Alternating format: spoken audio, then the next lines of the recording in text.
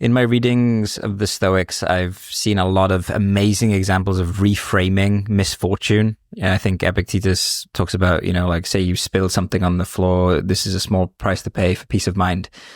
And I've become, I think, quite skilled at this way of kind of transmuting setbacks, obstacles, misfortune into, it could have been worse, and, finding the benefit, the silver lining in it. I'm just wondering, I sometimes wonder if this could ever go too far, where like every negative thing, I'm just like feeling okay about it, feeling good about it. And like, am I actually becoming blind to negative things? Or further.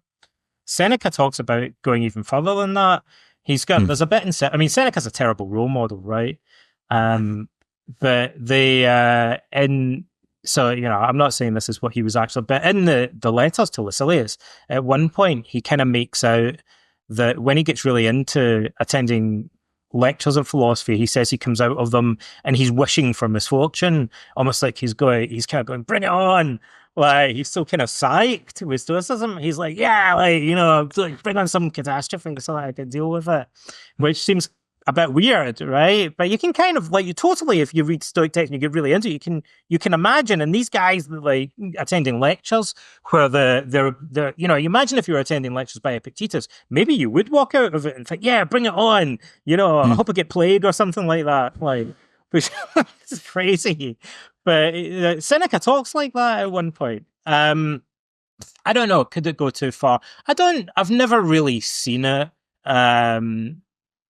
become a negative thing, to be honest. What you're talking about is similar to what we call in therapy decatastrophizing. It's like I have it written out. This is my reminder on my arm. I don't know if you can see that tattoo. Oh, right, yeah. In Greek, it says, it's a very early Stoic quote. It says, "Uden de non peponthas," which is something that Crates, the Cynic philosopher, said to Zeno, the founder of Stoicism. It just means nothing terrible has happened to you. It's decatastrophizing. Right. Epictetus talks about one of his Stoic heroes, a guy called Agrippinus, who was a Stoic member of the Stoic opposition. He says that this guy used to write letters to himself, like the Stoic letters of consolation, but he'd address them to himself, where he would eulogize. The word they use is eulogize. Like, he would praise catastrophes. So if he was sent into exile, he'd be like, "Oh, this is a good opportunity to have a picnic in the countryside." Like, so he'd kind of turn everything into, he'd write a letter, like actually put in the hours, like he'd put the effort, he'd sit down and write a letter, kind of reframing situations to, I'm not encouraging positive thinking, by the way.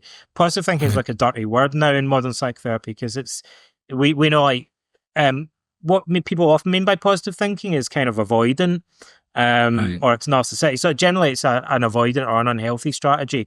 There's a difference between positive thinking that's kind of pollyannaism, like not being realistic, and spotting genuine opportunities in what seems at first like a misfortune. Someone loses their job, right? But they might think, yeah, but it gives me an opportunity to start my own business.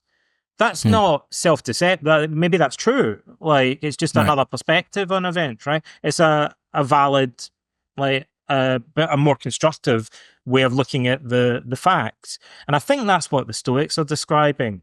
So I suppose the safeguard against it would be, yeah, it could go wrong if it lapsed into what therapists call pollyannaism, which would be kind of positive thinking that's unrealistic or irrational. But if you can stay true to the facts of the situation, but find opportunity in them, then I've never actually seen that go wrong. Like, in 25 years of therapy field so far.